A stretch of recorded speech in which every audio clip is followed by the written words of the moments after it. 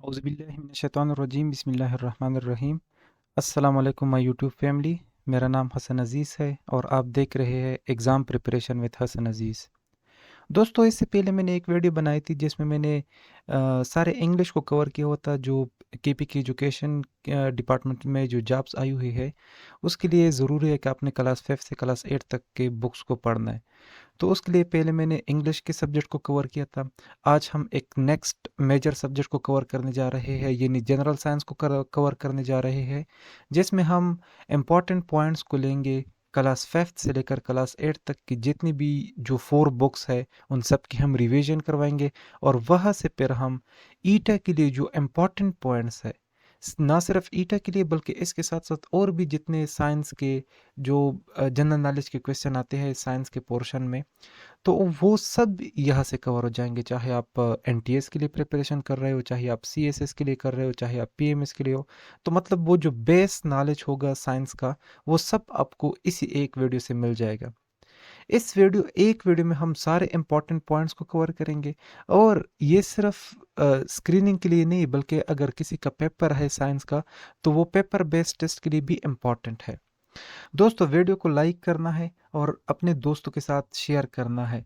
और अगर आप मेरे यूट्यूब चैनल पर पहली बार आए हो तो आप लोगों ने चैनल को ज़रूर सब्सक्राइब करना है, क्योंकि यही एक चीज़ मैं आप लोगों से मांगता हूँ और यही मेरा हक भी बनता है फिर, क्योंकि मैं आप लोग के लिए इतना मेहनत करता हूँ तो इतना तो फिर मेरा भी हक बनता है। अच्छा, तो सीधे चलते हैं क्लास 5 में। क्लास 5 में जो 5 किंगडम्स है, एक है मोनेरा, दूसरा है प्रोटेस्टा, तीसरा है फंजाई, फोर्थ नंबर पे है प्लांटी और फिफ्थ नंबर पे है एनिमेलिया। मोनेरा जो है वो यूनिसेलुलर ऑर्गेनिज्म है जिसका एग्जांपल है बैक्टीरिया।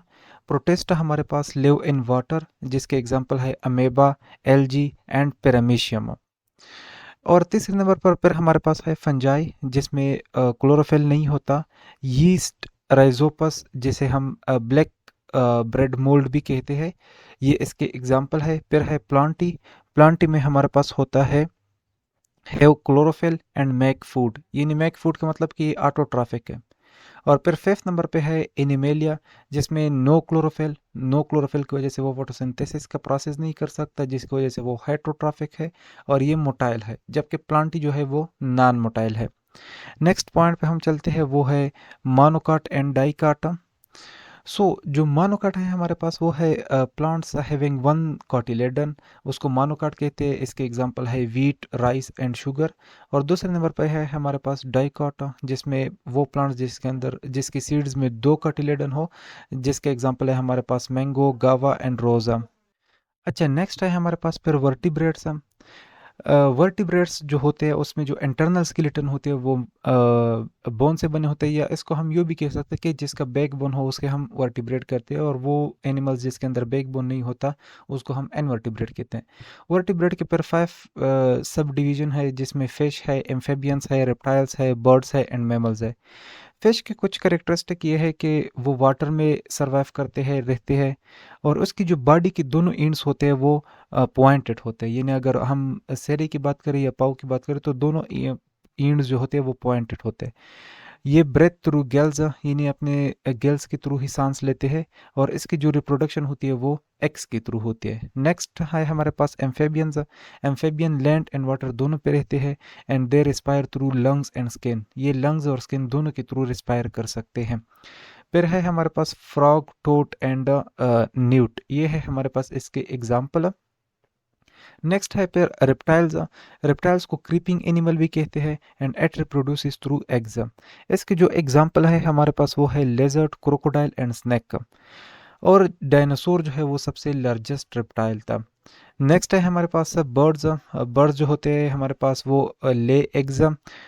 उसके जो एग्जाम्पल है वो है kiwi and ostrich. Kiwi and ostrich जो है वो रनिंग बर्ड्स कहलाते हैं and lungs have air sacs. Birds के लंग्स में एयर सेक्स होते हैं। लार्जेस्ट फ्लाइंग बर्ड जो है वो ईगल है। स्मॉलेस्ट बर्ड जो है वो ह्यूमिंग बर्ड है। एंड नेक्स्ट है हमारे पास पेंगुइन जो कि लाइव्स इन स्नो। नेक्स्ट है हमारे पास फिर mammal. Mammal give birth to their children and they also feed their children. Next है हमारे पास कैंगरू, और कैंगरू जो होता है वो अपनी जो बीबीज होते हैं उनके उसको एक्सटर्नल पाउच में रखता है। अच्छा, नेक्स्ट है हमारे पास फिर इनवर्टिब्रेट। इनवर्टिब्रेट में भी हमारे पास 5 क्लासेस है, जिसमें है स्पॉन्जीज, worms, insects, molluscs and echinoderm.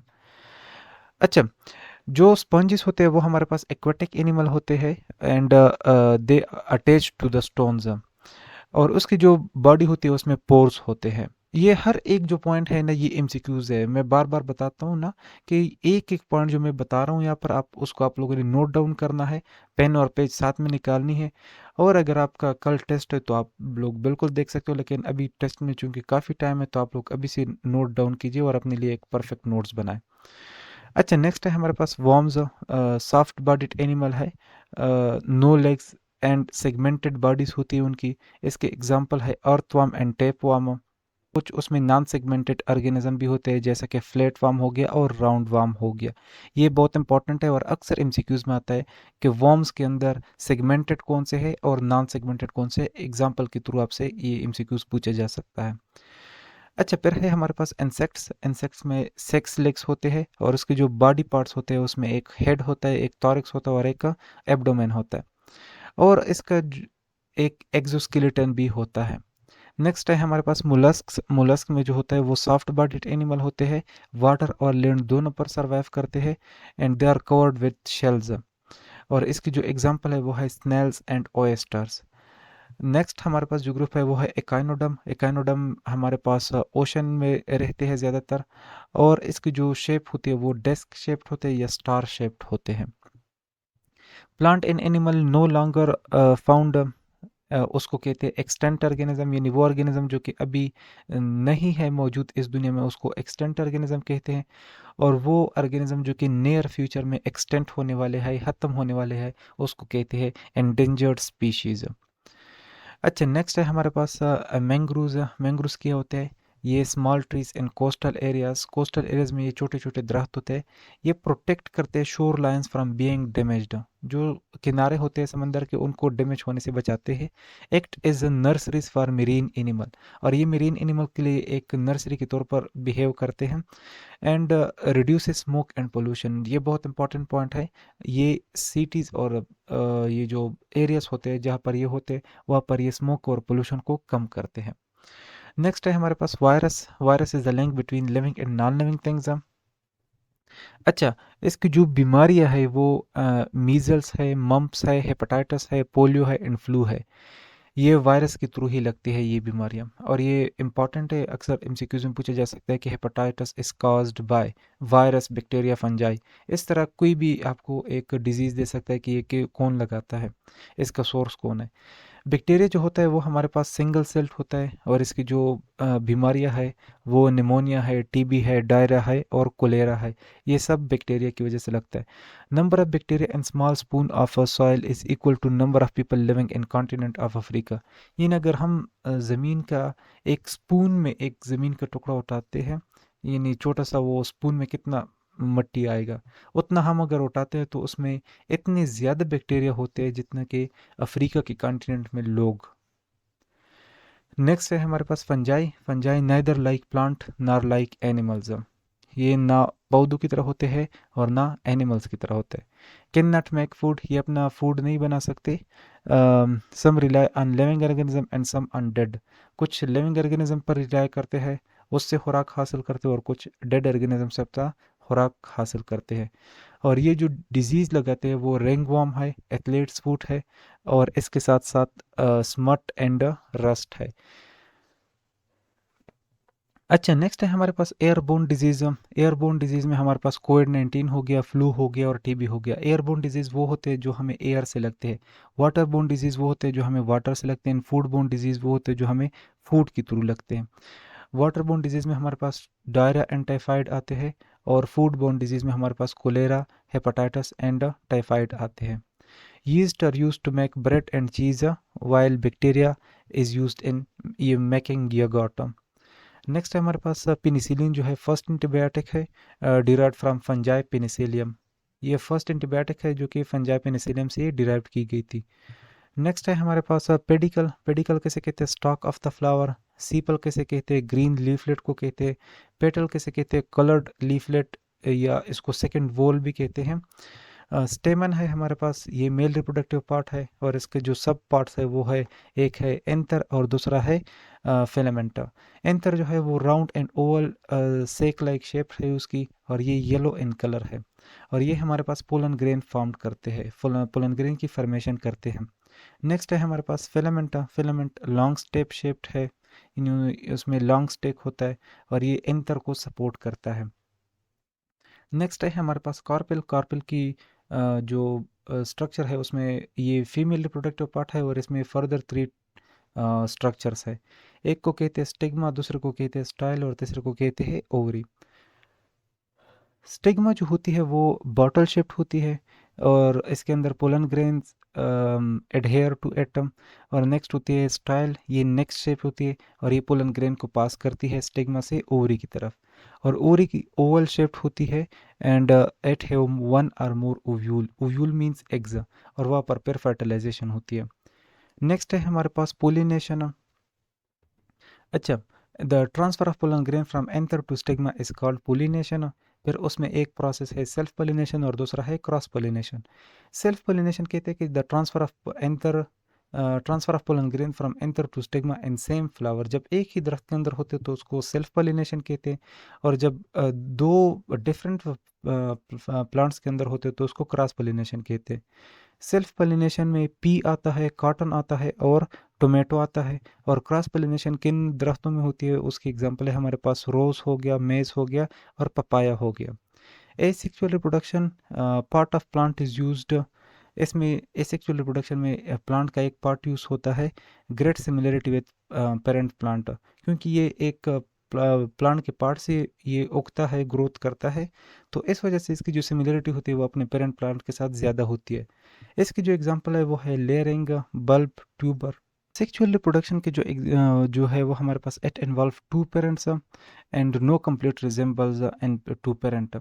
यहाँ पर 2 पेरेंट इन्वॉल्व होते हैं और जो कंप्लीट रिजेंबलेंस होती है वो नहीं होती, और ये थोड़ा स्लो प्रोसेस भी है। नेक्स्ट है हमारे पास टेस्टा या सीड कोट। टेस्टा या सीड कोट किसे कहते हैं? Oh outer covering of a seed is called testa या सीड कोट। नेक्स्ट है हमारे पास micropyle. Pore on a seed is called माइक्रोफाइल।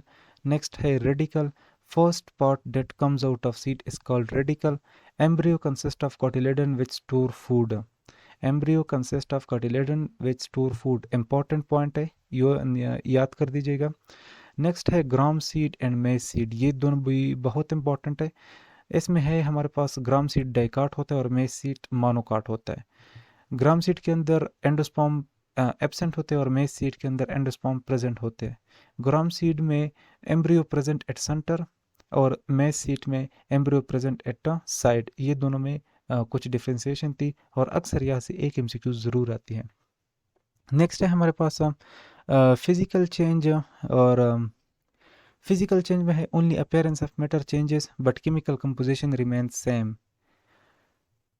Physical change के अंदर मैटर की अपीयरेंस चेंज होती है सिर्फ, उसका केमिकल कंपोजिशन चेंज नहीं होता, वो सेम रहता है, और ये रिवर्स्ड भी हो सकता है, यानी दोबारा अपनी पोजीशन पर लेके आ सकते हैं। यहाँ पर अगर हम देखें मेल्टिंग है, मेल्टिंग में हम सॉलिड से लिक्विड, जब सॉलिड स्टेट से लिक्विड स्टेट में कन्वर्ट होती है कोई मैटर तो उसको कहते हैं मेल्टिंग, उस प्रोसेस को कहते हैं मेल्टिंग प्रोसेस।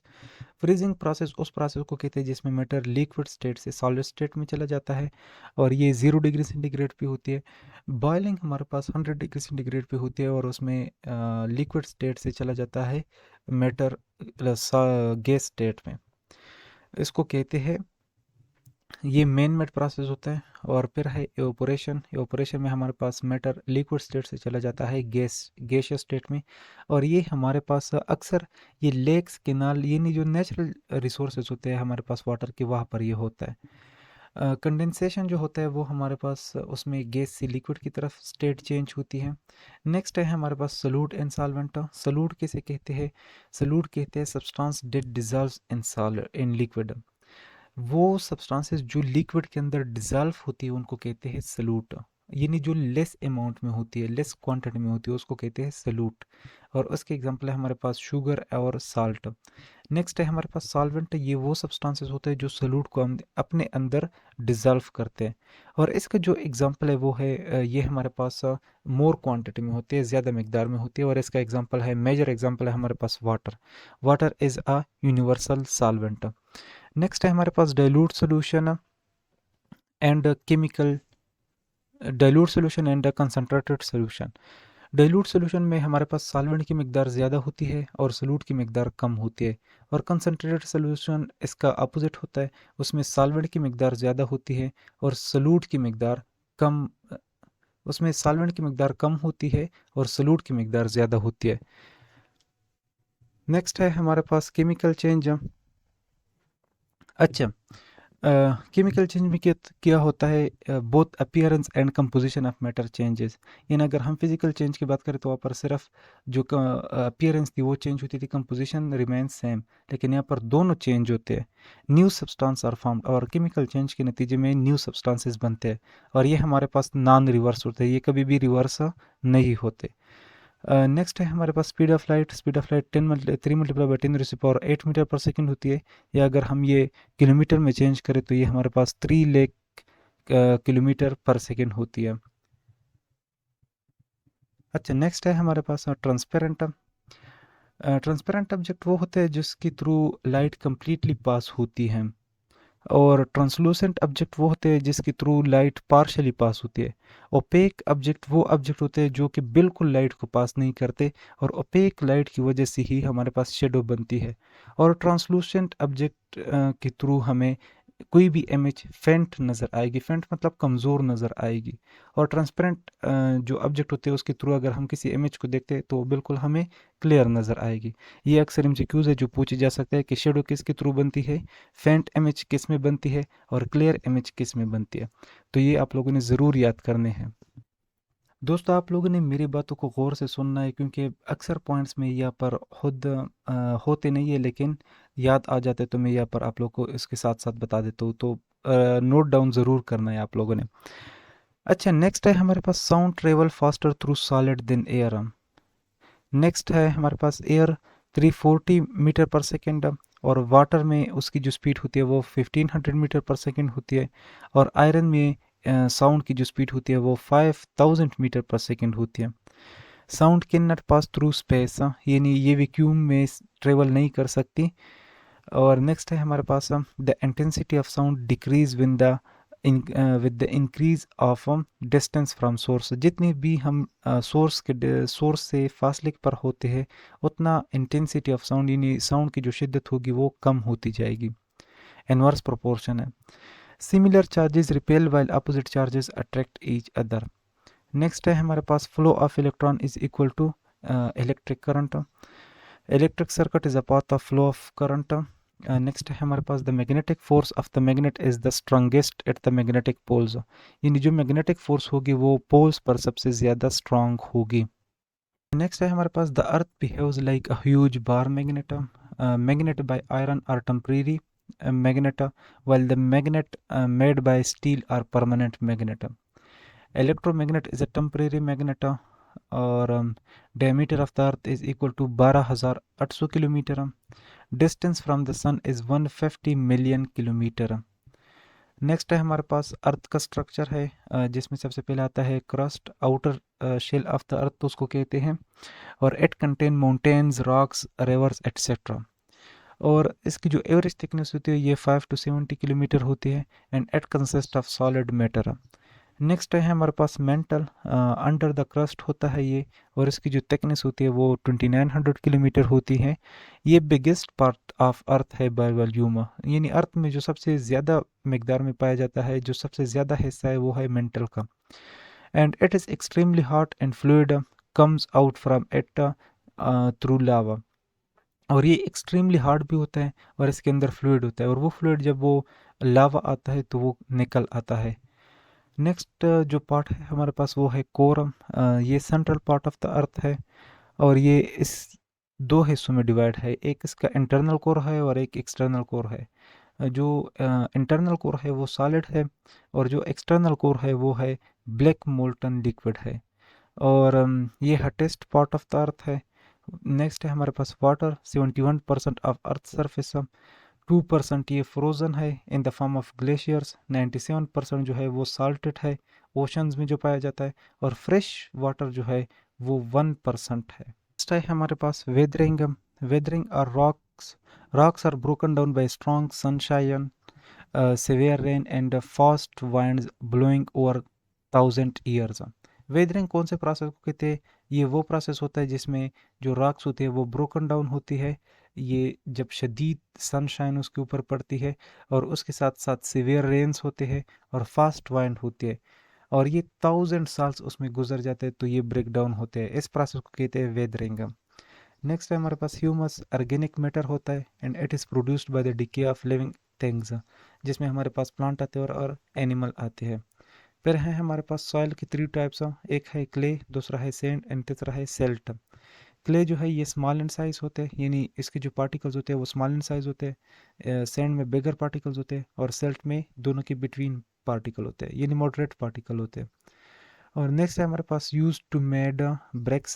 क्ले जो होती है वो ब्रेक्स के लिए यूज़ होती है, सैंड जो होती है कंस्ट्रक्शन में हम यूज़ करते हैं, और सेल्ट जो होती है वो यूज़फुल फॉर एग्रीकल्चर। ये लैंड जो होती है ये एग्रीकल्चर के लिए यूज़फुल होती है क्योंकि यहाँ पर ह्यूमस होती है, और जो सैंड होते हैं वहाँ पर ज़ीरोफाइट प्लांट्स होते हैं। और दूसरा है हमारे पास space age began on October 4, 1957 when USSR launched Sputnik 1। Space age कब शुरू हुई थी? 4 अक्टूबर 1957 को, जब यूएसएसआर ने यानी रशिया ने स्पुतनिक 1 उसका जो मिशन था वो लॉन्च किया था। आईएसएस, इसका क्या मतलब है? आईएसएस का मतलब है international space station orbiting the earth at a height of 400 kilometre and completes one revolution of earth in 90 minutes. Next है हमारे पास अच्छा, ये अब हम मून्स को थोड़ा सा डिस्कस करते हैं कि किस प्लेनेट में कितनी मून्स है।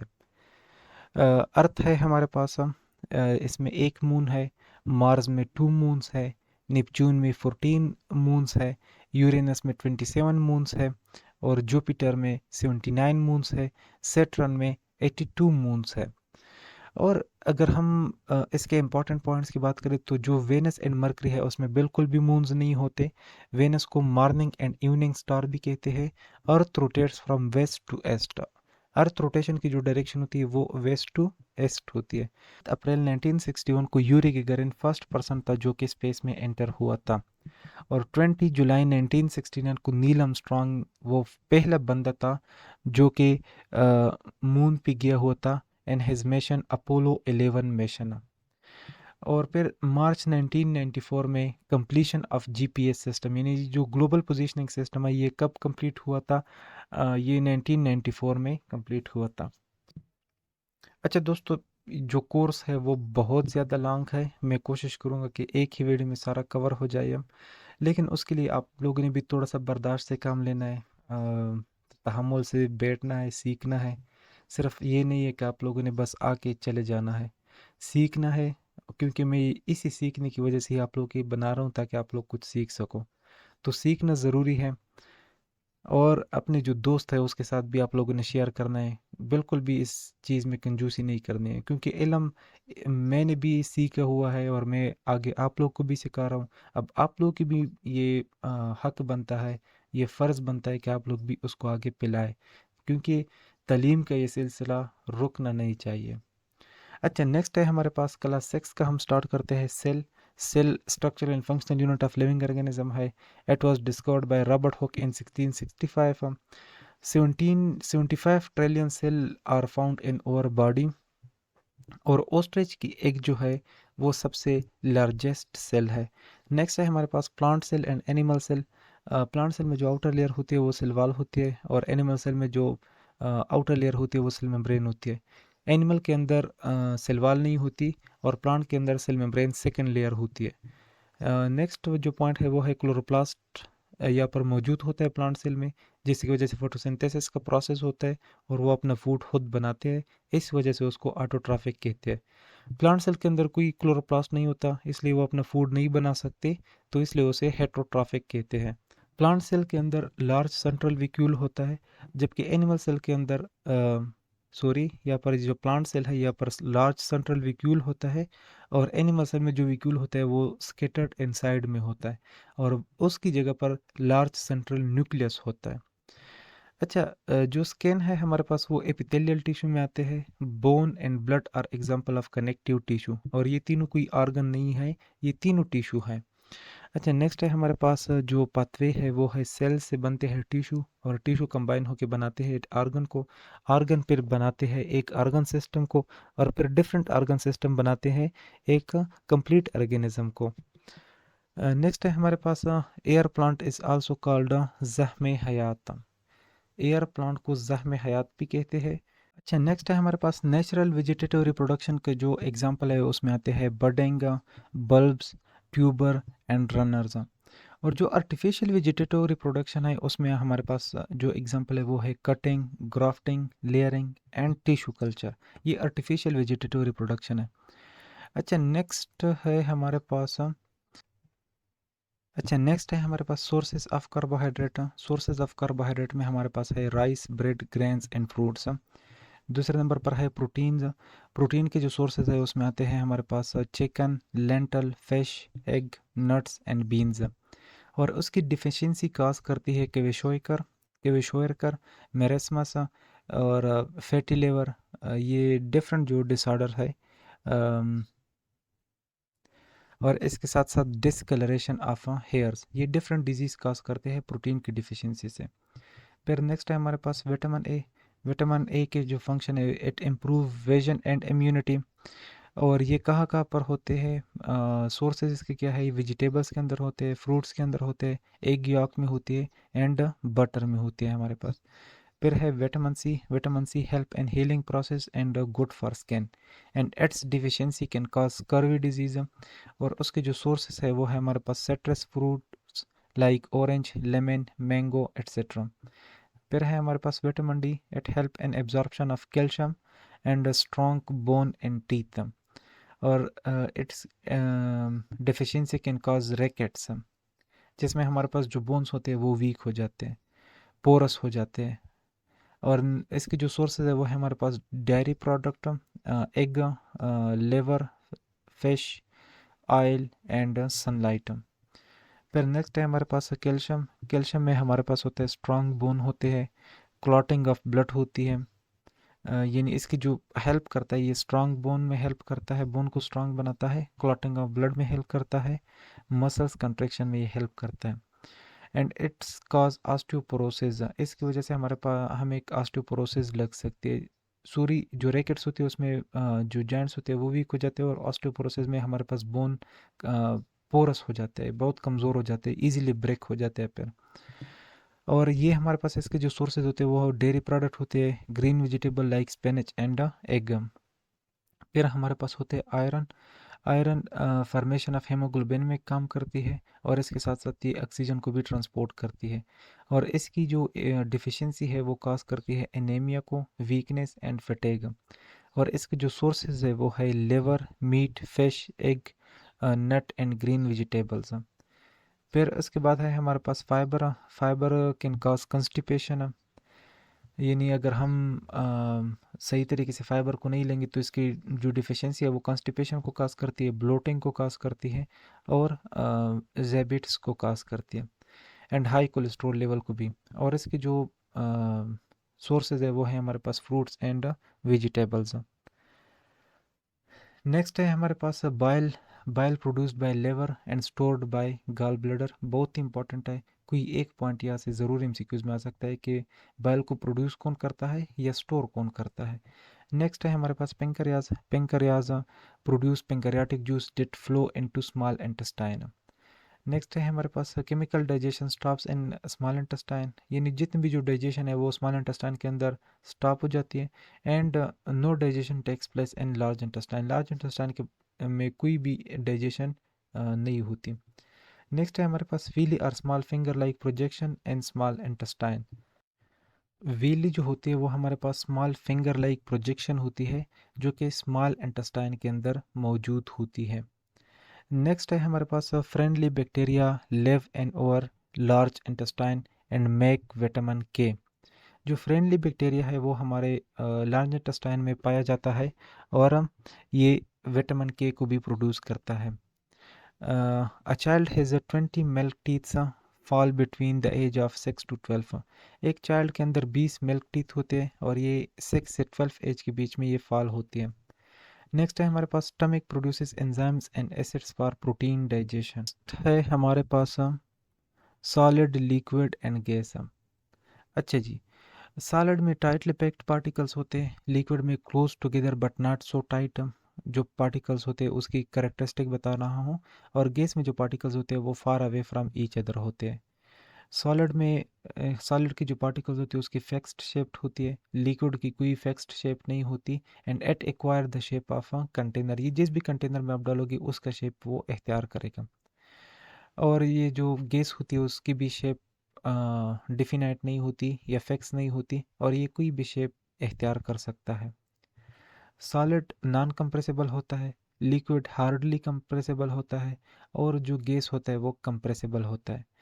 डिफ्यूजन कैसे कहते हैं? Transfer of particle from higher to lower concentration is called diffusion. फिर है सब्लिमेशन। सब्लिमेशन कौन सा है? जिसमें डायरेक्टली सॉलिड से गैस में चेंज हो जाता है तो उस प्रोसेस को कहते हैं सब्लिमेशन। नेक्स्ट है हमारे पास extraction of salt water from sea water through harvesting method. यानी वो कौन सा मेथड है जिसके थ्रू हम सॉल्ट वाटर को सी वाटर से एक्सट्रैक्ट कर सकते हैं, तो उस प्रोसेस का नाम है, उस मेथड का नाम है हार्वेस्टिंग मेथड। नेक्स्ट है हमारे पास मॉडर्न पीरियोडिक टेबल। और modern periodic table Russian scientist Mendeleev ने 1869 में पेश किया था। जो एलिमेंट्स है, it is a matter which consist of some same atom. और टोटल एलिमेंट्स जो है पीरियोडिक टेबल में वो 118 है। मेटल्स जो होते हैं वो मोस्टली सॉलिड होते हैं और सोनोरस होते हैं। जिंक का, कॉपर, मरकरी ये उसके एग्जांपल है, और मरकरी जो है वो only metal which is found in liquid state.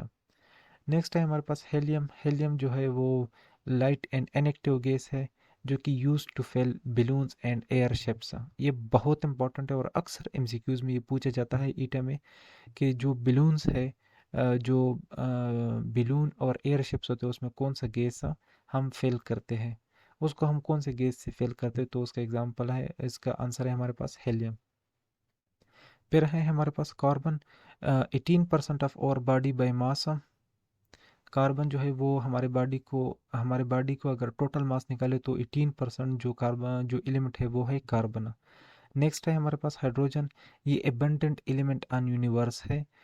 It is used in weather balloons, और ये वेदर बलून में यूज़ होते हैं। हेलियम ओनली बलून में यूज़ होता है और हाइड्रोजन वेदर बलून में यूज़ होते हैं। नाइट्रोजन होते हैं हमारे पास abundant in atmosphere, 78% of earth atmosphere, and it is colourless, odourless and used in dye. Next है हमारे पास एल्यूमिनियम। ये भी naturally abundant element in earth crust है। सिल्वर वाइट मेटल है, यानी इसका जो कलर है वो सिल्वर वाइट है। फिर है नेक्स्ट है हमारे पास कंपाउंड। कंपाउंड क्या होता है? It is to or more different element. चिकला जब दो to or more different element combine होते हैं तो उसको कहते हैं कंपाउंड। मॉलिक्यूल कौन से होते हैं? To or more same atoms join together. इसमें दो या दो से ज़्यादा सेम एटम जॉइन होते हैं। इसका एग्जांपल है हमारे पास O2 और H2 एटसेट्रा। अच्छा, नेक्स्ट है हमारे पास mixture. It is a combination of two or more substances that are not chemically combined. Next है हमारे पास energy. Ability to do work is called energy, और इसकी जो यूनिट है वो है जूल। नेक्स्ट है हमारे पास kinetic energy. Kinetic energy is the energy of a body due to motion. Motion की वजह से जो एनर्जी होती है उसको कहते हैं काइनेटिक एनर्जी। पोटेंशियल एनर्जी किसे कहते हैं? It is energy of a body at rest. In rest condition में जो बॉडी की एनर्जी होती है उसको कहते हैं kinetic energy, sorry potential energy.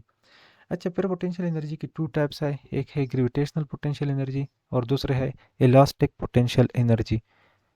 Gravitational potential energy हमारे पास होती है, ये वो एनर्जी है, ये वो पोटेंशियल एनर्जी है when something at high position.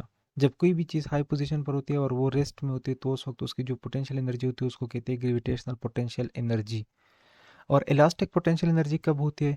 When push pull और force it out of a shape. जब भी आप किसी चीज़ को पुश करते हो, पुल करते हो या फोर्स करते हो ताकि उसकी जो शेप है वो बिगड़ जाए, उस वक्त उसमें जो एनर्जी होती है उसको कहते हैं इलास्टिक पोटेंशियल एनर्जी।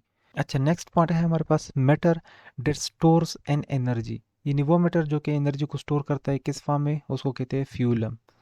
फिर है हमारे पास renewable energy sources. Renewable energy sources में हमारे पास है solar energy, wind energy, hydroelectric energy. फिर उसके बाद है हमारे पास biomass energy and geothermal energy. और नॉन रिन्यूएबल रिसोर्सेज में हमारे पास है फोसिल फ्यूल्स, जिसमें हमारे पास कोल, ऑयल एंड गैस आती है। और नेक्स्ट है हमारे पास न्यूक्लियर एनर्जी। ये दोनों नॉन रिन्यूएबल सोर्सेज है। अच्छा, नेक्स्ट है हमारे पास battery cell. It transform chemical energy into electrical energy. Closed circuit किसे कहते हैं? Where electrons can move through the complete circuit. और ओपन सर्किट किसे कहते हैं? Where electron can not travel through a circuit, क्योंकि ये एक जगह से ओपन होती है जिसकी वजह से ये पूरे सर्किट के अंदर फ्लो नहीं कर सकता। इलेक्ट्रॉन का मतलब यहाँ पर है चार्ज का, यानी इलेक्ट्रिक करंट। नेक्स्ट है हमारे पास दो और टाइप के सर्किट होते हैं, सीरीज सर्किट और पैरेलल सर्किट। यानी ये इसके स्ट्रक्चर के बेस पे होते हैं। जो सीरीज सर्किट होता है इसमें सिर्फ एक ही पाथ होती है चार्जेस के फ्लो के लिए, और ये सिंपल टाइप है और ये लेस एक्सपेंसिव भी होता है। इसमें अगर आप बल्ब ज़्यादा लगाओगे तो लास्ट वाला जो बल्ब होगा वो डिम होगा, क्योंकि इसमें सिर्फ एक ही फ्लो होती है और एक ही फ्लो से और एक ही पाथवे में वो चार्जेस फ्लो करते हैं। पैरेलल सर्किट में अगर आप अ, दो या दो से ज़्यादा, मतलब एक से ज़्यादा उसमें पाथवे होती है चार्जेस के लिए, उसमें वो ट्रेवल करते हैं। अगर इसमें हम बल्ब को ज़्यादा लगाते हैं तो वो डिम नहीं होगा, क्योंकि हर बल्ब के लिए सेपरेट से एक पाथवे होगा और उसमें उसके लिए सेम इक्वल अमाउंट में चार्ज जाएगा। अच्छा, नेक्स्ट है हमारे पास डीमैग्नेटाइजेशन। डीमैग्नेटाइजेशन हम किन किन तरीक़ों से कर सकते हैं?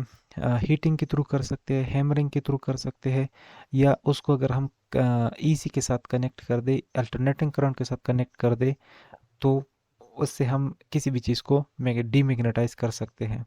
अच्छा, नेक्स्ट है हमारे पास फर्मेंटेशन। फर्मेंटेशन एक लैटिन वर्ड है, फरवेयर से निकला है, जिसका मतलब है टू बॉयल। और ये माइक्रो ऑर्गेनिज्म इसमें पूरा अमल करते हैं, यानी माइक्रो ऑर्गेनिज्म ही कार्बोहाइड्रेट्स को अल्कोहल में कन्वर्ट करते हैं, और इस प्रोसेस को कहते हैं हमारे साथ फर्मेंटेशन। नेक्स्ट है हमारे पास कोएगुलेशन। कोएगुलेशन का जो प्रोसेस है, process of transforming liquid into semi solid state. ये लिक्विड को सेमी सॉलिड स्टेट में कन्वर्ट करता है।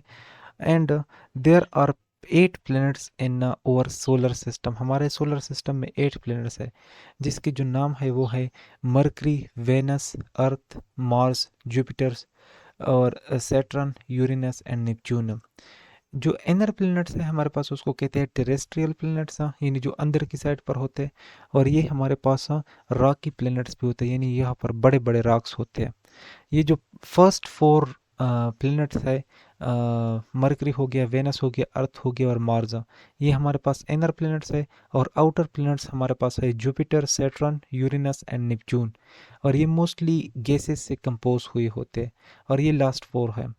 अच्छा, अब इन प्लैनेट्स को आप लोगों ने याद किस तरीके से करना है, उसके लिए एक फार्मूला है, और वो फार्मूला क्या है? My very educated mother just served us noodles. My से आता है M Mercury, V Venus, E Earth, mother में जो एम है वो मार्स, और जस्ट में जो जे है वो Jupiter, S Saturn, U Uranus and N Neptune. ये पूरा सीक्वेंस में है, और इसी सीक्वेंस से आप लोगों ने याद करना है my very educated mother just served us noodle, यानी Mercury, Venus, Earth, Mars, Jupiter, Saturn, Uranus and Neptune. अब नेक्स्ट इसका जो है वो है टाइम ऑफ रिवोल्यूशन, कि ये एक रिवोल्यूशन कितने टाइम में करते हैं। अब जो रिवोल्यूशन है वो मरकरी 88 डेज में करती है, वेनस 225 डेज में करती है, अर्थ 365 डेज़ में करते हैं, मार्स 687 डेज़ में करता है, जुपिटर 12 ईयर्स में करता है, सैटर्न 29 ईयर्स में एक रिवोल्यूशन कंप्लीट करता है, और यूरेनस 84 ईयर्स में एक का जो रिवोल्यूशन है वो कंप्लीट करता है, और नेपच्यून 165 ईयर्स में ये करता है। यानी सबसे जो ज़्यादा टाइम लेता है वो नेपच्यून लेता है, और सबसे जो कम टाइम लेता है वो हमारे पास मरकरी है। अच्छा, नेक्स्ट है हमारे पास कुछ इंपॉर्टेंट पॉइंट्स हैं, और वो इम्पोर्टेंट पॉइंट कौन कौन से हैं? इसमें एक है हमारे पास जुपिटर जो कि लार्जेस्ट प्लेनेट है, मरकरी सबसे स्मॉलेस्ट प्लेनेट है, वेनस हमारे पास हॉटेस्ट प्लेनेट है, और नेपच्यून सबसे कोल्डेस्ट प्लेनेट है। और नेक्स्ट जो है वो है हमारे पास Venus 1 day is equal to 1 year because of slow rotation. Venus में जो एक दिन होता है वो 1 ईयर के बराबर होता है, क्योंकि वो बहुत स्लो तरीके से रोटेशन करती है। नेक्स्ट है हमारे पास एस्टेरॉयड। एस्टेरॉयड क्या होते हैं? मेड अप ऑफ रॉक और metals and revolve around sun. ये वो ऑब्जेक्ट्स होते हैं जो कि रॉक और मेटल से बने होते हैं और सन के इर्द गिर्द घूमते हैं। नेक्स्ट है हमारे पास मेटेओराइट। पीसेस ऑफ रॉक्स और iron appear as a streak of light in sky. अक्सर हम गर्मियों में देखते हैं कि वो एक लाइट, एक रोशनाई होती है और फिर वो गायब हो जाती है, उस चीज़ को कहते हैं मेटेओराइट्स। नेक्स्ट है हमारे पास कॉमेट्स, और ये कॉमेट क्या होता है? ये body of ice, rock and dust होती है जो कि सन के इर्द गिर्द रिवॉल्व होती है। और जो इम्पोर्टेंट कॉमेट है वो है हेले कॉमेट, जो कि अर्थ पर विजिबल होता है तकरीबन हर 75-76 ईयर्स के बाद, और ये बहुत इंपॉर्टेंट एमसीक्यूज है। बहुत सारे टेस्टों में ये रिपीट हुआ है, एनटीएस में, सीएसएस में, ईटा में, हर टेस्ट में ये रिपीट हुआ है कि हेले कॉमेट्स कब विजिबल होती है? हर 75-76 ईयर्स के बाद। और लास्ट टाइम ये कब अपीयर हुई थी? ये 1758 में, सॉरी 1886 में ये अपीयर हुई थी, और नेक्स्ट जो अपीयर होगी वो 2061 में अपीयर होगी। एडमोंड हेले जो है वो फर्स्ट साइंसदान था जिन्होंने इस कॉमेट को आइडेंटिफाई किया था इन 1758 में। और नेक्स्ट है हमारे पास हबल स्पेस टेलीस्कोप, जो होता है ये आर्टिफिशियल सैटेलाइट है जो कि यूज़ होता है हमारे साथ रिसर्च में, रिसर्च के लिए इसको यूज़ किया जाता है। दोस्तों आज के लिए ये काफ़ी है। आज के इस वीडियो में हमने क्लास 5th और 6th के साइंस को सारा डिस्कस कर दिया। इंशाल्लाह नेक्स्ट वीडियो में हम 7th और 8th के साइंस को डिस्कस करेंगे, क्योंकि वीडियो बहुत ज़्यादा लंबी हो रही है, तो आप लोग की जो अटेंशन है वो भी ग्रैब करना है, उसको भी लूज़ नहीं करना है। और इसी वजह से इंशाल्लाह नेक्स्ट वीडियो में एक next enthusiasm, next level of spirit के साथ और हाई एनर्जी के साथ मिलेंगे। तब तक के लिए आपने बहुत सारा ख्याल रखना है अपना, और थैंक यू सो मच।